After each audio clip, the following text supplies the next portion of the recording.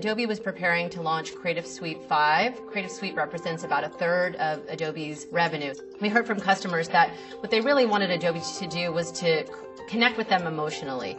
So we really wanted to drive engagement through social media, leaking feature videos with some of our internal evangelists. I'm going to sneak in one more feature.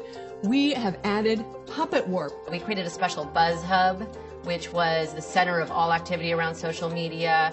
We also created a 12 days of Creative Suite, a worldwide scavenger hunt using location-based service Gowalla. So virtual copies of Creative Suite were dropped all over the world, and that had a lot of people speculating and communicating. So we're building this enormous buzz, and then 3 days before launch, what happened? We didn't start off to have a war with Flash. We told Adobe, if you ever have this thing running fast, come back and show us, which they never did. And Steve Jobs at Apple decides to change the policy on development for the i operating system. Really, in turn, what that did for Adobe was banish its flagship Flash technology from the i operating system. So how are we going to react to that? What we actually decided was not to react.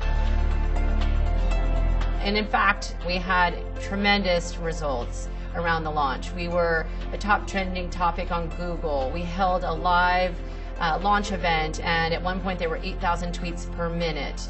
We had 52% higher press coverage than the previous launch. We increased our Facebook presence by over 50%. Creative Suite with sales were up 15% with the launch of Creative Suite 5, which was fantastic for the company. What then happened was Adobe decided to create an ad campaign, putting choice at the forefront. They took out full-page spreads in the New York Times and Wall Street Journal. It was a chance to let the people really speak about Steve Jobs' decision to change his policy. And we used that ad campaign as another opportunity to go back to the business media, and most of them agreeing with Adobe that really choice should be that of the consumer. If you could have seen the Twittersphere during this time frame, it was blowing up. And in fact, 4 months after this statement was originally made by Steve Jobs, he then reversed that decision, and Adobe creatives were now able to develop with the Flash platform for Apple's operating system.